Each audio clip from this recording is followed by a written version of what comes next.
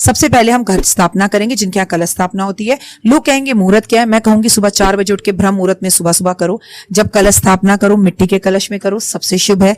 उसमें सुपारी डालो, चांदी का एक सिक्का डालो, 2 लौंग डालो, थोड़ी सी हल्दी डालो, दालचीनी डालो, फ्रेश गंगा जल और पानी भरो उसमें, ढक्कन ढको, आम के पत्ते थोड़े से रखो, उसके ऊपर चुन्नी लगा के एक नारियल रखो। ये हो गया घट स्थापना, जिसके अंदर हम स्वास्तिक भी बनाएंगे। जितना आपसे होता है उतना करिए, नहीं होता छोड़ दीजिए। हमारे यहाँ जौ बीजे जाते हैं, हम पंजाबी हैं, कोई उसे जौ कहता है, हम खेतरी कहते हैं। खेतरी बीजिए, रात को ही जौ को पानी में भिगो दीजिए और कोशिश कीजिए कि मिट्टी में ही भिगोइए।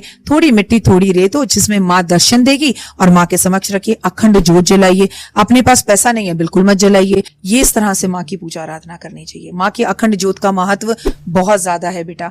अगर आप नहीं जला पाते, सुबह शाम की जोत जलाइए। 9 दिन दीपक में ऐसा क्या डालना है कि जिंदगी में सब कुछ मिल जाएगी। लेकिन भगवान की जो भी बत्ती आप डालें या जो भी दिया डाले, वो लंबी वाली डालें।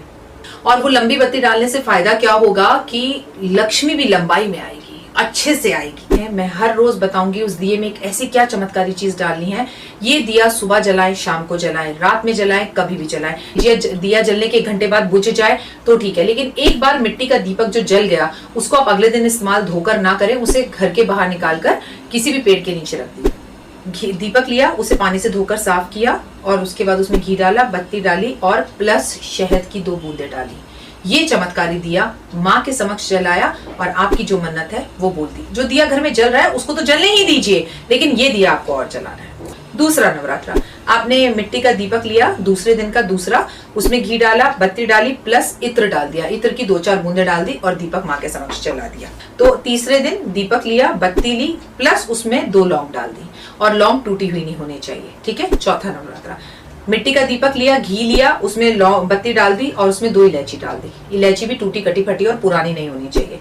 5वां नवरात्रा, माँ का मिट्टी का दीपक लिया, उसमें घी लिया, माँ की बड़ी वाली लौंग बत्ती ली, लाल रंग की या बना ली आपने, और उसके अंदर आपको कपूर की 2 गोलियां पीछे की तरफ डाल देनी है। ठीक। हम छठे नवरात्रे पर पहुंचते हैं। कपूर तक हमारा हो गया था। हमने फिर मिट्टी का दीपक लिया, उसमें एक लौ ली, घी लिया और अब इसमें 1 रुपए का सिक्का डाल दिया। लेकिन ये 1 रुपए का सिक्का अगले दिन निकाल लिया और इस 1 रुपए के सिक्के को अपने घर की तिजोरी में या जहां हम पैसे रखते हैं वहां रखें। अगर आपके घर अलमारी नहीं है तो इसे मंदिर में ही रख दीजिए। रसोई में चावल या आटे के डब्बे के अंदर भी इसे दबाया जा सकता है। 7वां नवरात्रा, आपने मिट्टी का दीपक लिया, लौ ली, घी लिया और इसमें 2 पतासे डाल दिए छोटे छोटे। ठीक है। अब 8वां नवरात्रा, आपने मिट्टी का दीपक लिया, घी लिया, लौ ली और इसमें आपने 2 सुपारी डाल दी। 9वां नवरात्रा, सिद्धिदात्री का नवरात्रा, आपको करना क्या है, आपने दीपक लिया, घी लिया, लौंग बत्ती ली, लंबी वाली बत्ती ली और इसमें रोली यानी कि सिंदूर जो होता है, रोली या सिंदूर चुटकी भर डाल दिया और ये हो गया हमारा 9वां नवरात्र। और इस दिए को जला दिया। आधा घंटा जले, 10 मिनट जले, पूरी रात जले और जला के प्रणाम कर कर आपकी जो भी मनोकामना हो वो बोल दीजिएगा। 9 दिन के 9 चमत्कारी दीपक आपके जीवन में लेकर आएंगे बहुत सारी ज्योति, उजाला, प्रकाश, रोशनी। तो इन दियों का फायदा जरूर उठाएं। ये आपको चमत्कारी रोटी के बारे में बताते हैं। अगर आपने इस 15 दिन में 16 दिन में अपने पितृपक्ष के खिला दी तो आपका कितना भी पुराना पितृदोष क्यों ना हो, निश्चित ही खत्म हो जाए। सिंपल आटे की आपको 2 इस तरह से रोटियां बनानी है। आपने अपनी एक रोटी को अपने हाथ में पकड़ा और अपने पितरों को याद करते हुए इसके ऊपर बहुत अच्छे से आपने घी लगाया। घी लगाने के बाद आपने इस रोटी को नीचे रखना है, दूसरी रोटी पर घी लगाना है कुछ इस तरह से। घी और बूरा जो भी आप इन 15 दिन में इस्तेमाल करेंगे वो याद रखिएगा कि घी और बूरा जो है वो दोनों अलग अलग रखें। घर का घी और बूरा इसमें प्रयोग ना करें। अब आपने इसके ऊपर डालना है बूरा। बूरा क्या होता है, जब हम चीनी को पीस लेते हैं तो उसे हम बूरा कहते हैं। इस तरह से आपने इसे फैला दिया।